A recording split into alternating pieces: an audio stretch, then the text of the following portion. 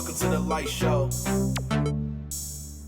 Yeah, hey, it's guaranteed. The rest of my team won't bust on the South 16. No, when we double down, it's the Bay all day. Won't take no light years to show off. Welcome to the Light Show. Welcome to the Light Show. Yeah, welcome to the Light Show. Welcome to the Light Show. Welcome to the Light Show. Yo, guaranteed. The rest of my team won't bust on the South 16. No, when we double down, it's the Bay all day. Won't take no light years to show off. Yeah, welcome to the Light Show. To the Light Show. To the Light Show. Yeah, welcome to the Light Show. Welcome to the Light Show. Welcome to the Light Show. Welcome to the Light Show.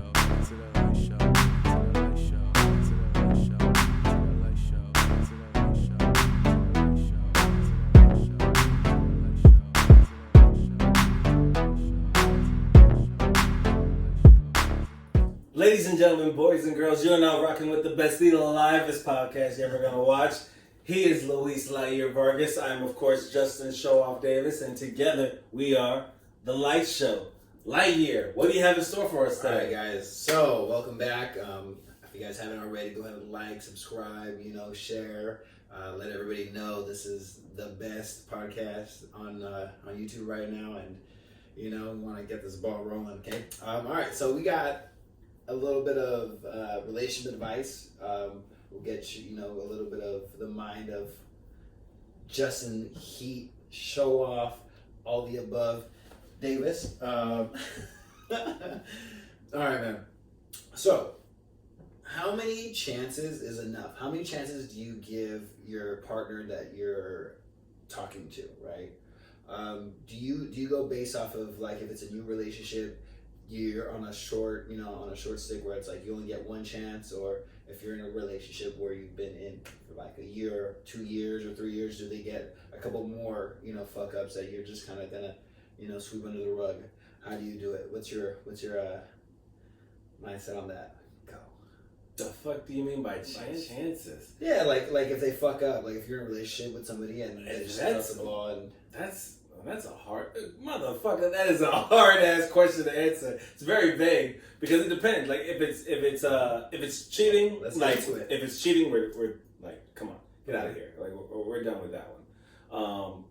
If it's you get sloppy drunk and we're out at a club and it's kind of embarrassing, like I'll forgive that. Like that's whatever. We all have our sloppy nights.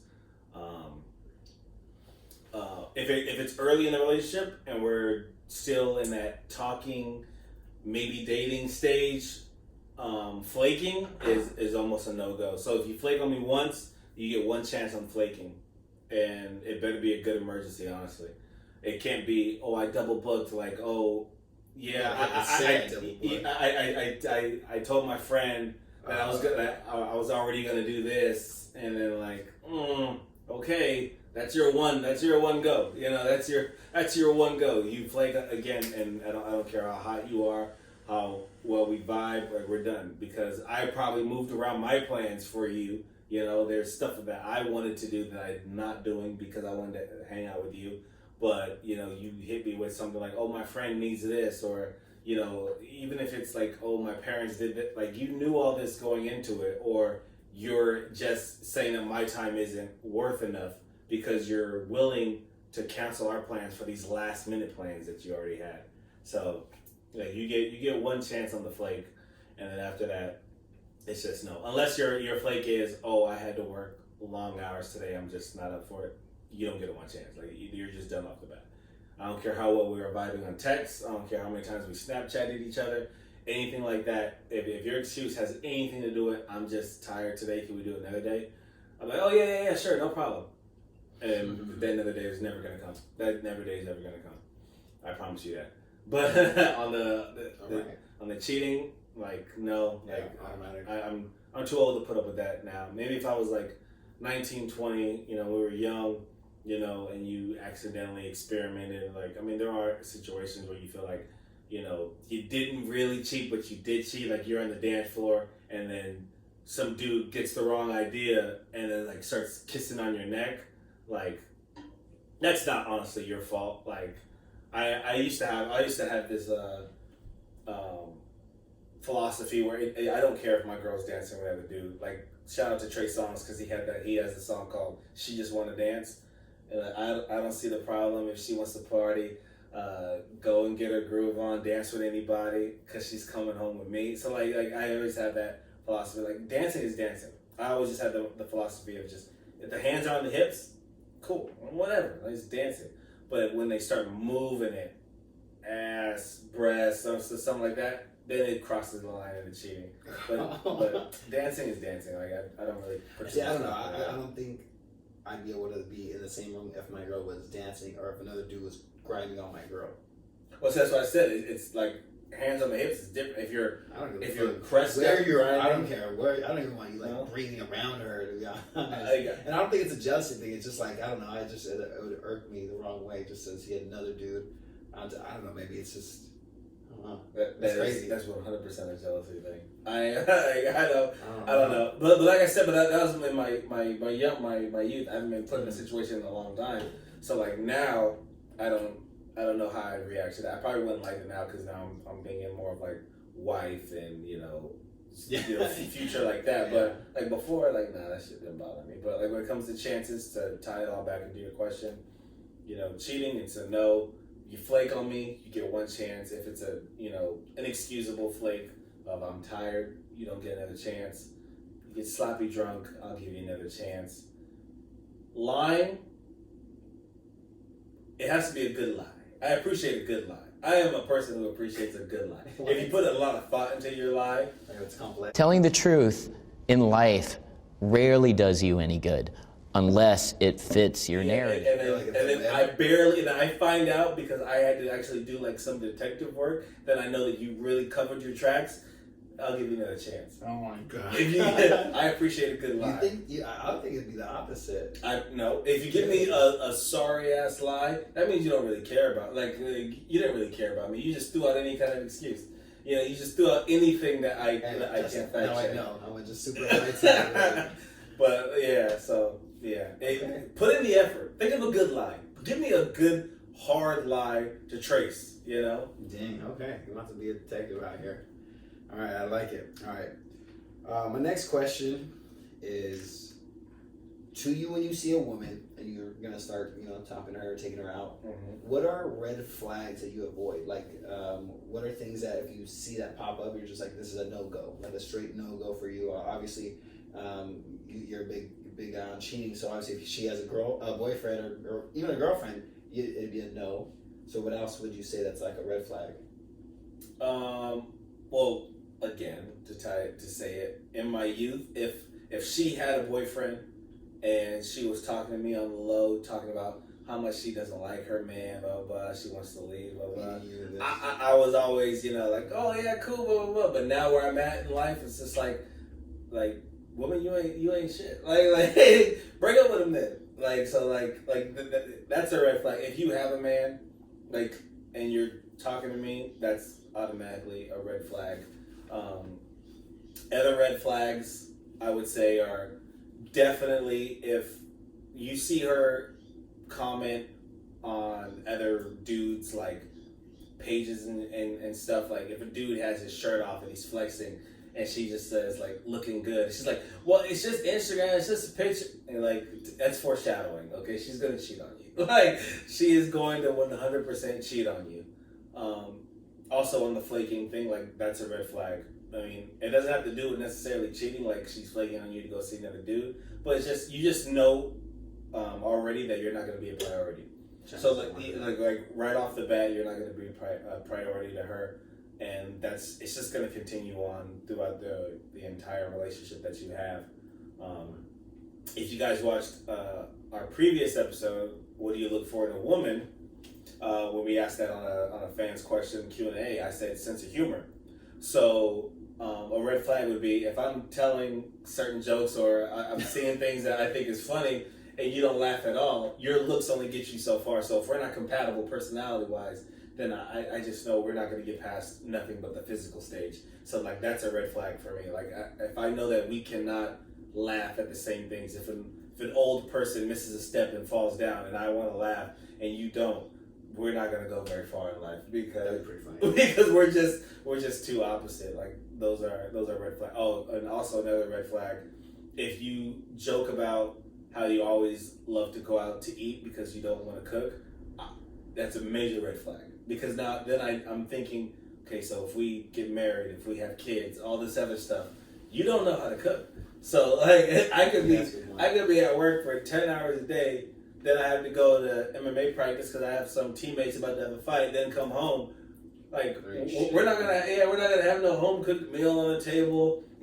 Kids are gonna be just sitting there starving. Daddy, are you bringing home McDonald's? Like microwave mac and cheese. Yeah, it's gonna be terrible. Like those are red flags. Like I don't want you to be like not necessarily just a homemaker kind of wife, but like if you don't know how to cook something, pick up a cookbook, help me out. Like those are like red flags. Directions. What are your red flags? Yeah, I mean, just a constant like a liar. If you're just getting caught up in all these lies left and right, then you're just like, I don't want to start because they might start little here and there, but then like they're just going to continuously grow and get worse and worse. So that's a red flag off top. I would say, what else? I'd say maybe bad hygiene. Just like if you're just like, let's go brush your teeth today, or that's not even a red flag. Like that's a non-starter. Like that's not a red flag. You're talking about red flags during dating. Like we're not even gonna get to the dating part if that happens. I'm just pointing out the red flag or what you can be super fun. I'll walk up to you. Hi, my name is Justin. Hi, my name is Heaven. Well, I don't care what your name is. It's like that's different. Damn, that's funny. Yeah. I mean that, and I'm a pretty like laid back guy and stuff. Just if we're on the same level, we're good. I don't know.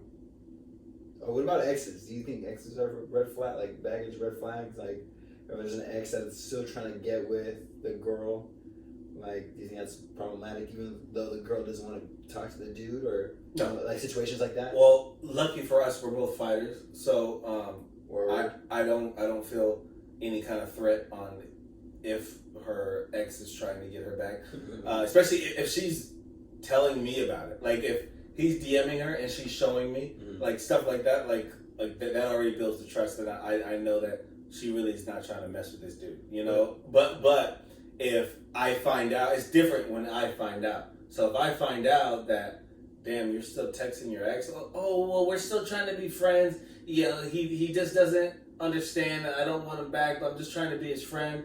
That's a red flag. Those are the red flags. If he wants to get her back and she's just trying to push for a friendship, they're still fucking.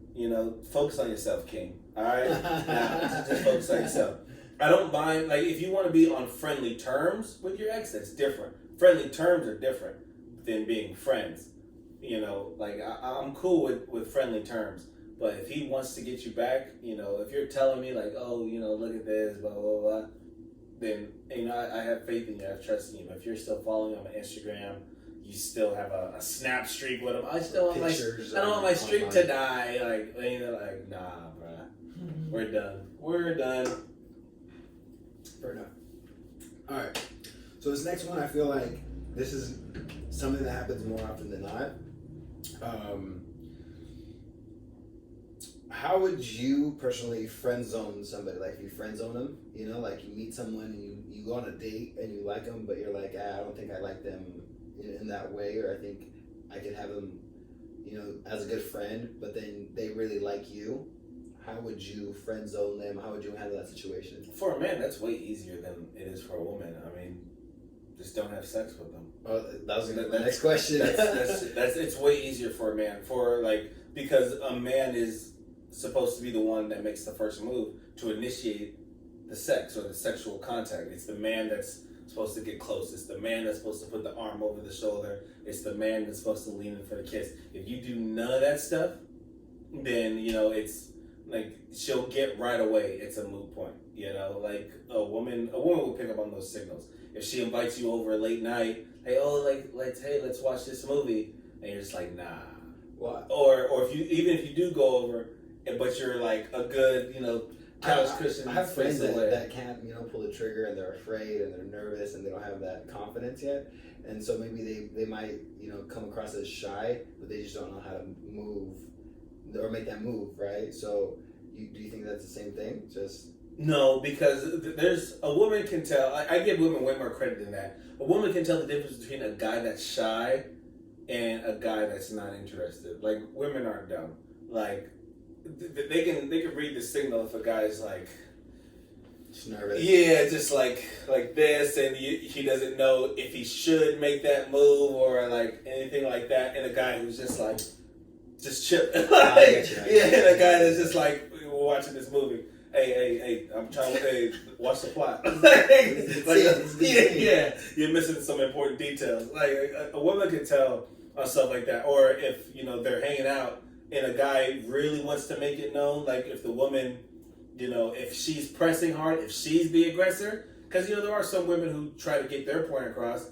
Then like a dude will make it way more obvious where he'll like look at a girl, that's walking by or something like that, or he'll comment like, dang, she got a fat booty. Like, and a guy can get away with that, because then she'll just think, oh, he's a dog. But like, a guy can get away with stuff like that, and then just easily be in the friend zone. I think it's harder for a woman because as soon as the guy makes that first advance, their relationship is never really gonna be the same. Like, you can never rekindle back that friendship if he makes that move on you, and you're like, no, it's way different. Yeah, that was gonna be my next question was gonna be that if you can friend zone somebody after you have sex with them, which I'm guessing you can, but it has to have been like mutual. Yeah, it had to have been a mutual thing.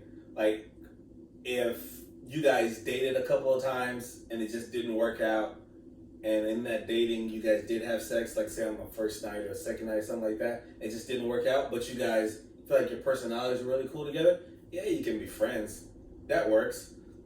I only think it's hard if like one of the persons got like really drunk, like not to where like it was like creepy kind of sex, but they got drunk and you guys had sex and then you regret it. Yeah. If there's that regret in it, because then every time you see that person, you're gonna be like, damn, why did I sleep? Like you're like, I think you're cool and everything, but damn, I wish I never had sex with you. Like it's a different kind of vibe. Like that maturity level of, no, it just didn't work out. It's not there. It's more of just like, gosh, damn, why did I do that shit? So it's way different. But you can have sex with someone and still be their friend afterwards. I think so.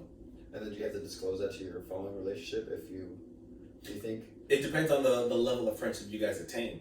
Because if it's just casually like once a month we hit each other up like, oh, blah blah blah blah, then no, it's you don't need to know that I had sex with this person. But if this person ends up becoming one of my close friends, like one of my best friends, kind of like if you guys ever watch Seinfeld, with Jerry and Elaine, they start off dating and then they realize they're better as friends. Elaine is one of Jerry's best friends, but everyone that Jerry dates in like every episode friggin' knows that Elaine was like his ex-girlfriend. So like if it's something like that, it's a little different. Like I would be in a group setting. Yeah. Like it's cool if, as long as you guys aren't best friends. If you guys are best friends, then you have to tell your new person. If you guys aren't like super cool like that, then there's no need to bring it up, because then you're just name dropping body counts. I smashed them, smash them, smash them. Like no one wants to really know how many bodies someone has. Yeah, but if someone is that close, like, hey, like my girl, Cynthia's coming over tonight, and like she's just my homie. Have you ever sex with her? And you have, like, it's all bad. Yeah, it's a different level. To you, it's strictly platonic, and you guys are legit friends. Because you already did it, and you try to you can't tell a girl that. Exactly. What you talk about? To you guys, it's legit friendship, but to this new girl, it's not. I feel it. Yeah, I definitely think that. I don't know, if it's not going to go far, but you think, the person is, I guess it's an easy cop, just easy way out. Just be like, hey, look, I think we should be friends. And obviously, I think that if you ever do have sex and you have that conversation, you're going to drift apart, because I don't think it's going to make, like, You know, I don't know. It's one of those things where I feel like if you do want a good friendship where you can be 100% like honest with someone, you kind of have to not have sex, because when you do, I think that really does kind of not ruin the relationship, but it makes it different, because it's like you hooked up with this person and it kind of reflects off of you. And so if you're sitting here and then you're giving them advice on how to hook up with more people, it kind of makes you know, it's one of those weird things. But I definitely think that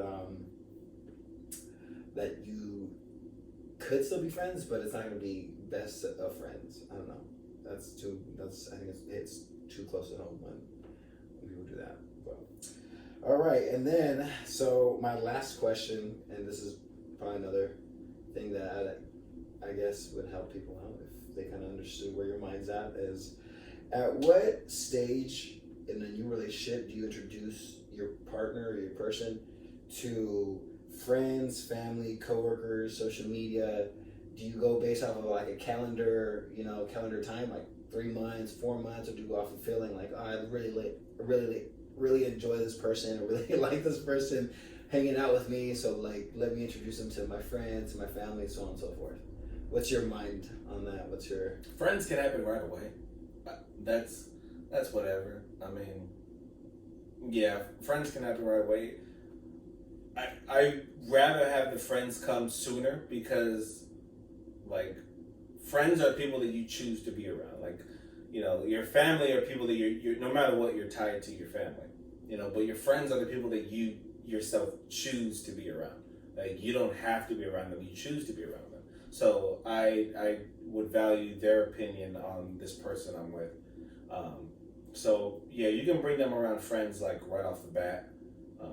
Family, cousins, I would lump that in with just like the friends. Yeah. Parents, you're not getting that until, if I'm not talking, you're definitely not in the talking stage. It has to be in the official dating. Oh, really? Yeah, you don't get to meet them because we're talking. We're talking? No. You in a black family, no, definitely not. Like, you have to be officially dating. I would say, if we're officially dating and we've already been talking for like over a month, then you can meet the family. You can meet that immediate family, like the mom, the pops. If we officially give each other a title after we're past the dating talking stage. But friends, you can meet them right off the bat. I would love to see how you interact with them, because truth be told, like, I spend a lot of my time with my friends.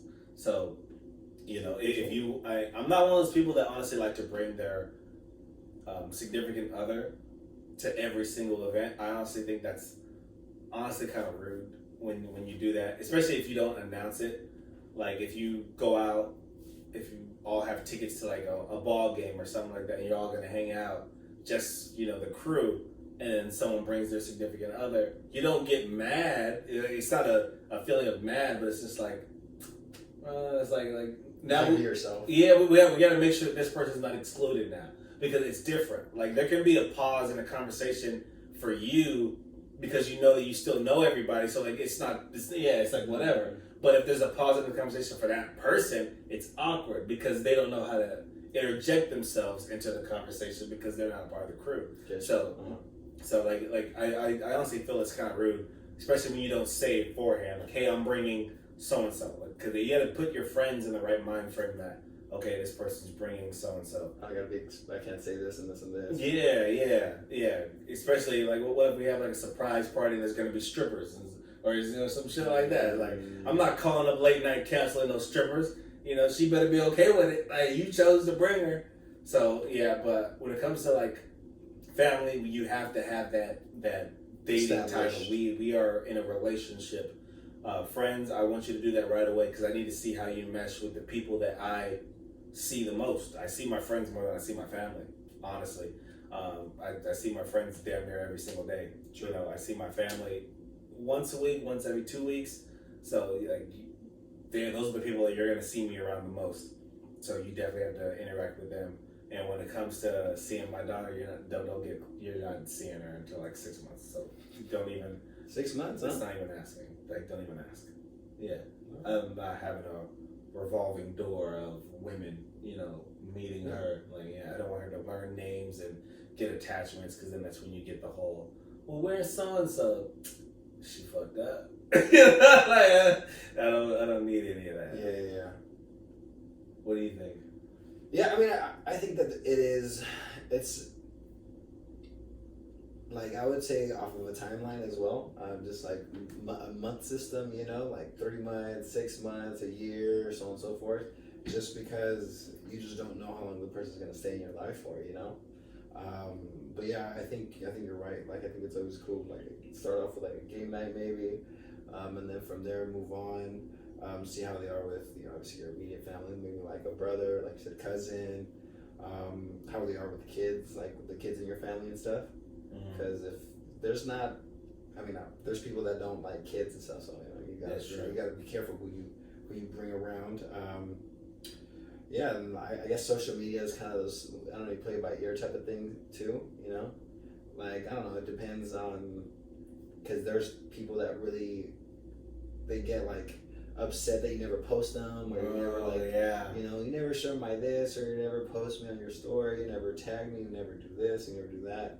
And that's, you know, social media is such a big headache. I didn't address that one, but I will circle back and address that one. I have a lot to go on that. Yeah. So I mean, that one, it's more so when you know it's a for sure, like a stable relationship, not just like talking, or not just like maybe, or not just, it has to be a like, this is my girl, because I mean, once you post that, like, your game is just, it drops, you know, like, you know, that's what I'm saying. And not saying like nothing bad about that, but you know, you just gotta know that you're serious. At least that's how I am. Like, if I ever post anybody, it's because I'm serious with that person.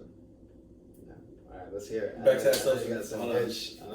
Back to that social media one.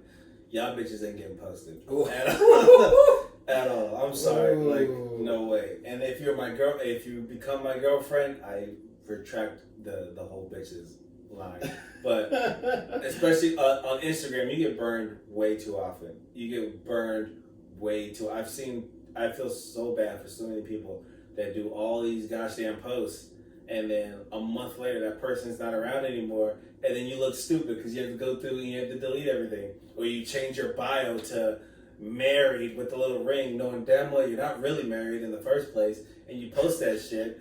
Like, it's fucking ridiculous. Or every single one of your stories are freaking, you know, how in love you are, or memes about how when you find a real man, it's this or that, or, you know, when you find a real woman and then you get burned, and then all of a sudden it's bitches ain't shit, niggas ain't shit. It's like, bro, like, you're when you do shit like that, you're embarrassing yourself. I equate that just a little below women who shit talk their baby daddies on social media. Cause it's almost the same damn thing. It's like, well, bitch, you fucked him and got pregnant by him. And the same one, and this one is just, well, you dated him and you let him bust in you anyway. You just didn't get pregnant. So I view those the same way. So social media, you ain't getting posted for at least, if you meet the family after you get the title, you're not getting posted till 3 months after you get the title. That's how I feel. Different if it's like where we go to an event. If you go to a concert or something like that, I'll take a video of the artist, and then I'll flip it on us and be like, hey, and then flick it back on the artist. But there won't be like, if you try to kiss me on the cheek, it's not getting posted. Like nothing like that. Not even close friends? Bruh, no. Because I'm not going to be made to look stupid. And if you have a problem with that, then that means you don't really think you're going to be in it for the long haul anyway. So if 3 months sounds too long for you, then you don't really feel that connection with me in the first place. I'm just saying you got to give it at least 3 months. I know some women. Shout out to Delicious Diosha, who I follow on Snapchat. She said she would not post a man or a boyfriend for a year. She said a full year, and I had a problem with that. I was like, damn, a year? I was like, what if the dude, like, after 6 months, you guys want to start thinking about vacations? Like, what if a dude takes you on a vacation? She was like, I'm only posting, like, take all the... If I take some girl on a vacation, I'm posting out one time, hell no, I'm charging her. She said, I'm taking all the pictures, but they're going to be throwback Thursdays after we hit that year mark. And I'm just like, gosh, damn. Like, that's ruthless. Like, but I get it because you don't want to be made to look stupid. Like nowadays, it's so easy to be made to look stupid. These relationships do not last as long. Social media has messed up dating for a lot of people. It's like if you live your life based off of likes for your relationship, then like, there's something wrong with you. Like how do people date before there was social media? You didn't post me. Like what was the argument before then? Like you're not wearing your wedding ring to your job. Yeah, think logically. Like what was the arguments before it was you're not posting me? Like You sure of getting caught with side piece? like women, I think today just have to realize that, and men too. There are some. I know some men. I'm not just pouncing on you, women. I know some men who are sensitive about that stuff too.